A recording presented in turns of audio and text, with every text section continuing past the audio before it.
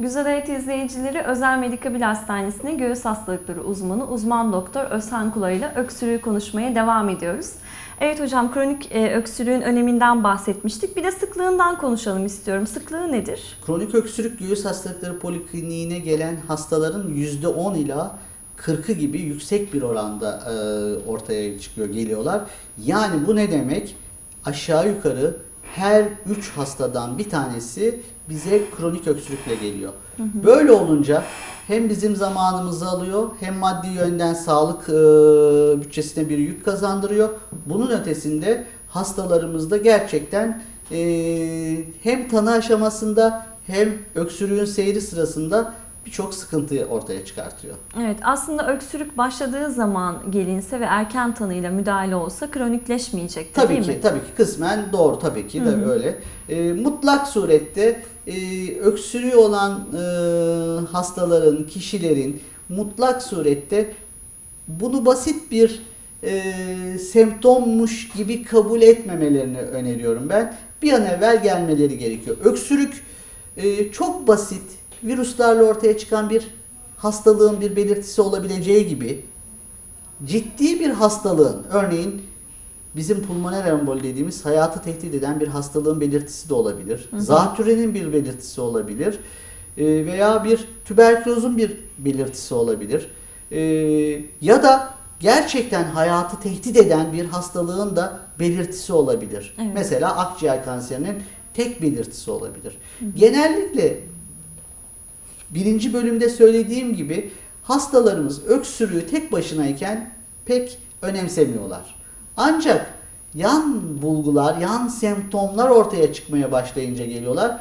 Böyle olunca da bazen gerçekten ciddi hastalıkların ve hayatı tehdit eden hastalıkların ilerlediğini görüyoruz. Biz de o zaman elimizden hasta için yapacak çok fazla bir şey kalmıyor. Evet, bütün hastalıklarda olduğu gibi öksürükte de erken tanı çok önemli. Tabii ki erken tanı ve erken teşhis çok önemli. Evet, o zaman gelelim tanı metotlarına. Ne tür tanı metotları uyguluyorsunuz? Şimdi öksürükle gelen hastalarımızda daha önce de söyledik, mutlak surette çok iyi bir sorgulama yapılması gerekiyor. Mutlaka iyi bir anamnez alınması gerekiyor ve seyrinin ne olduğu, süresi, kullandığı ilaçlar, sigara içiyor mu, içmiyor mu, başka ilaç kullanıyor mu, doktora gitmiş mi daha evvel, ne tür ilaç, ne tanı konmuş, ne tür ilaçlar kullanmış, bunların mutlaka çok iyi sorgulanması gerekiyor. Bu sorgulamadan sonra mutlaka akciğer grafisi çekilmesi gerekiyor. Akciğer grafisi bizim için çok önemli, olmazsa olmaz tetkiklerden bir tanesi. Eğer akciğer grafisinde bir lezyon tespit ettiğimizde biz hasta için belki çok iyi olmuyor ama biz rahatlıyoruz. Öksürüğün orijinini, sebebini bir şekilde bulmuş oluyoruz. Ve o patolojinin röntgendeki akciğer grafisindeki görüntünün teşhisine yöneliyoruz. Teşhis ettikten sonra onun tedavisi olduktan sonra öksürük zaten kendiliğinden kesiliyor. Burada sorun, hiç istemediğimiz şey akciğer filminin normal olması. O zaman işte söylediğimiz gibi hem bizim için hem hasta için de sıkıntılı bir dönem başlıyor. Teşhis koyma dönemi başlıyor. Evet. Bu tür hastalarda sinüs grafileri çekiyoruz. Biraz evvel söylediğim gibi üst solunum yolu öksürük sendromu dediğimiz sinüzitlerde, rinitlerde böyle bir şey var mı, sinüzit var mı, yok mu diye sinüs grafisi çekiyoruz. Bazı hastalarımızda refluyu düşündüğümüz hastalarda, özellikle reflu varsa gastroskopiler yaptırıyoruz. Gastroenterologlardan yardım istiyoruz. Mutlak surette akciğer grafisi normal olsa bile kronik öksürüğü varsa acaba akciğer grafisinde göremediğimiz bir lezyon var mı diye tomografi çektiriyoruz. Tomografiler çekiliyor. Kalple ilgili kalp yetmezliği düşünülüyorsa ekolar yaptırıyoruz. Ve en son aşama, bizim için en son öksürüğü olan kişilerde en son yaptığımız, göğüs hastalıkları olarak yaptığımız şey bronkoskopi yapıyoruz. Bunlarda da hem tomografide hem akciğer grafisinde görülmeyen bazen çok küçük bronş içerisinde tümörler ya da adenom dediğimiz kitleler olabiliyor.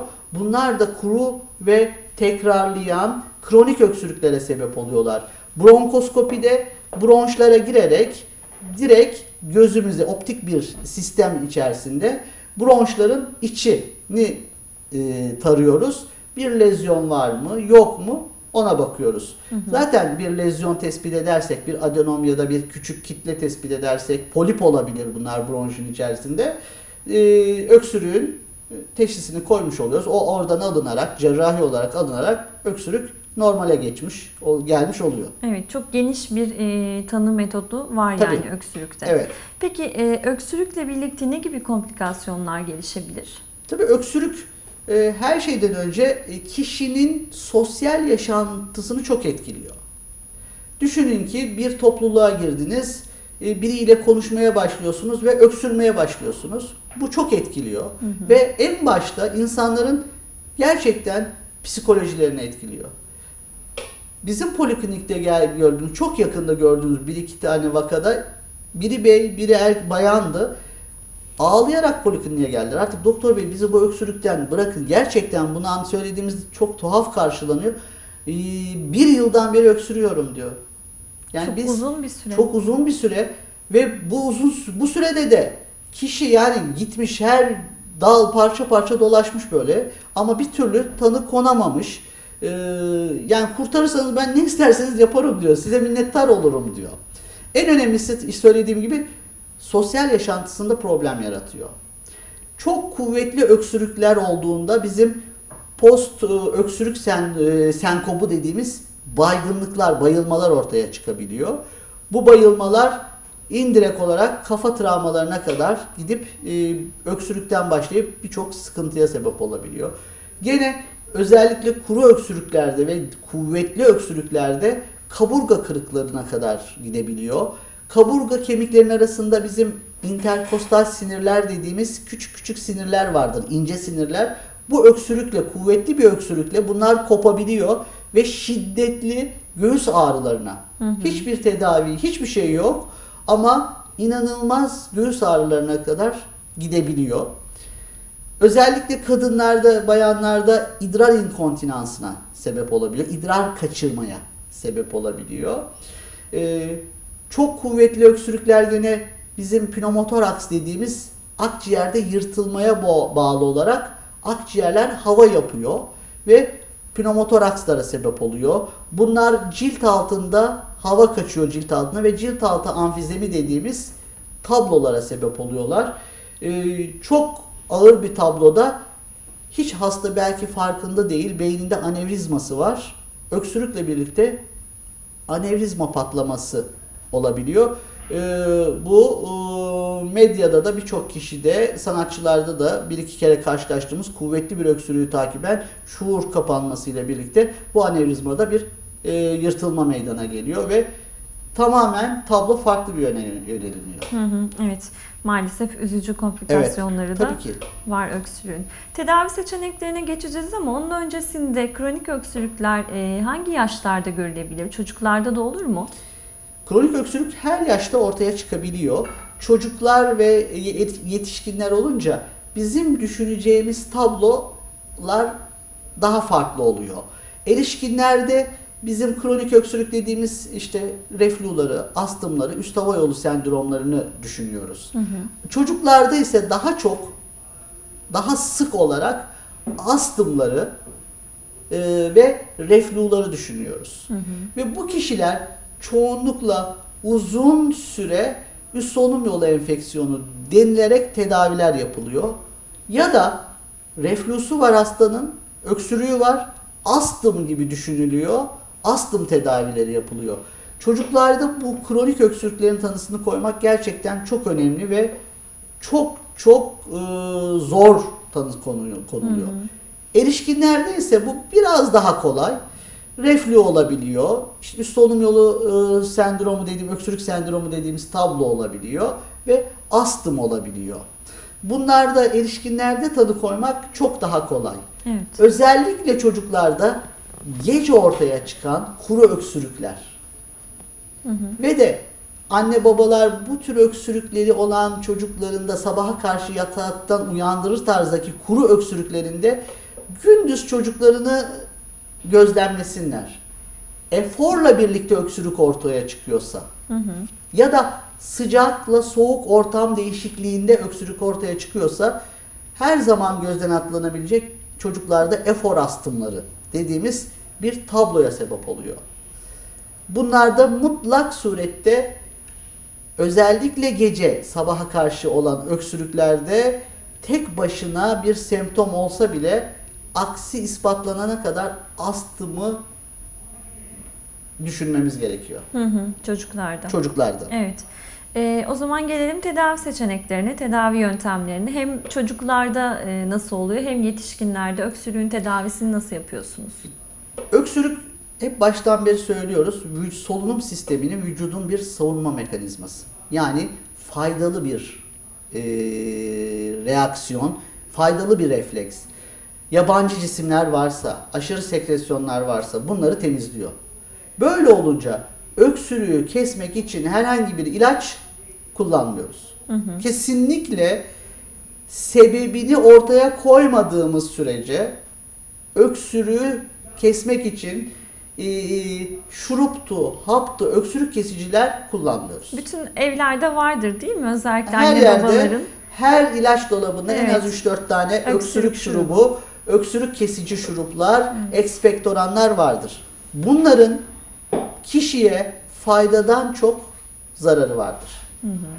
Ancak öksürük gerçekten kişiyi çok yoruyorsa, mesela sosyal bir görevdeyse, bir konuşma yapacaksa ya da gerçekten uykus düzenini bozmuşsa, gece öksürükleri oluyorsa ve kişiyi uykusuz bırakıyorsa bu dönemlerde çok düşük dozlarda öksürük kesici şuruplar ya da haplar veriyoruz biz de. Hatta şöyle yapılan bir yanlış bile var. Öksürük şurupları dolaplarda durur. Öksürük geçer. Sonra öksürük tekrarlar. Yine aynı şurup Evet. verilir değil mi? Aynısı olur. Siz kullanıyorsunuz, yapıyorsunuz herhalde ama bunlar anlatılıyor. Gerçekten hele hele çok kısa süren 1 hafta 10 gün sonraki tekrarlayan öksürüklerde öksürük durmuş, tekrar öksürük başlamışsa mutlaka bunun üstüne gidilmesi gerekiyor. Öksürük mutlak surette bir insanda, bir kişide normal şartlarda olmaması gereken bir şey. Eğer öksürük varsa bir yerde bir anormallik ve bir patoloji var demektir. Bu nedenle öksürüğü olan kişilerde sebep ortaya konmadan hiçbir tedavi yapmıyoruz.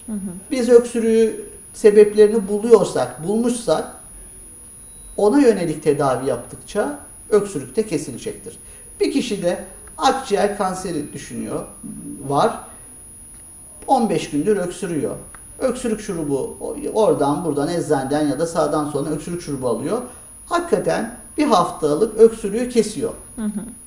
Hasta iyi olduğunu zannediyor. Ama asıl tabloyu düzeltmediğiniz için, asıl hastalığa yönelik bir takım tetkikler ve tedaviler yapmadığınız için o hastalık ilerliyor. Hastalık içten içe İçten ilerliyor Evet. ve büyüyor. 15 gün sonra, 20 gün sonra, 1 ay sonra hasta tekrar bize geliyor, öksürükle geliyor. Bunu enfeksiyon olarak düşünürsek, tüberkülozu var kişinin. Ve her öksürdüğünde, her konuştuğunda mikrop saçıyor çevreye. Gidiyor eczaneye, öksürük şurubu alıyor, kesiliyor. Hasta iyileştiğini zannediyor. Ama bu arada enfeksiyon bütün akciğere adım adım ilerliyor ve yayılıyor. Bu arada da iyileştiğini zannettiği dönemde hapşırmayla, öksürükle, aksırıkla o mikropları çevreye yayıyor ve birçok masum insan o mikroplar alarak enfekte oluyor. Onun için asla öksürük şurupları semptomatik amaçlı kullanılmıyoruz. Evet. Sebebini buluyoruz, sebebine göre tedavi yapıyoruz. Eczanelere gidip de öksürük şurubu almamakta fayda gerekiyor. var. Tabii. Peki siz sebebini bulduğunuz bir öksürüğü tedavide yani ortalama olarak ne kadar sürüyor tedavi süreci?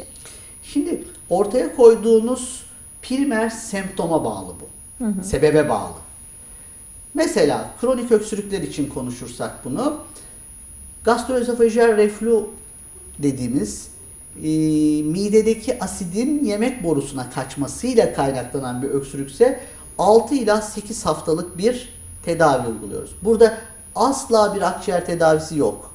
Mideye yönelik bir tedavi yapılıyor.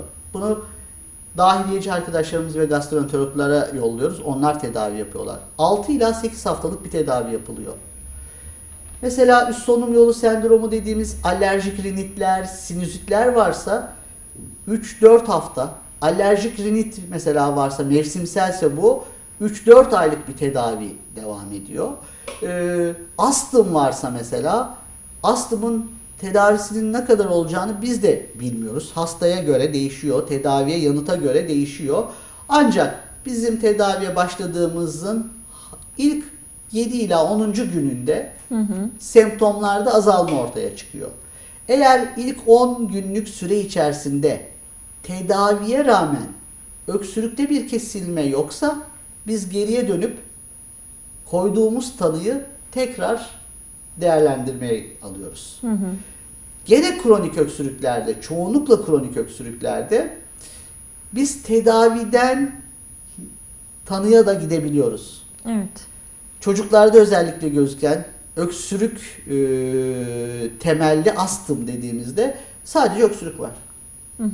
Ama hastayla iyi anamnezi aldığınızda, anne babayı iyi sorguladığınızda ya da hastayı iyi sorguladığınızda öksürüğün astım olduğuna inanıyorsanız ya da düşünüyorsanız ve başka bir belirti bulgu yoksa ama akciğer filmi normalse astım tedavisi başlıyorsunuz. Ve 2 hafta sonra şikayetlerinin, öksürüğün kesilip kesilmediğine bakıyorsunuz. Eğer gerçekten bu astımsa bu inhaler tedavilerle, steroidli, bronkodilatatör, inhaler tedavilerle, havalarla hasta normale geliyor.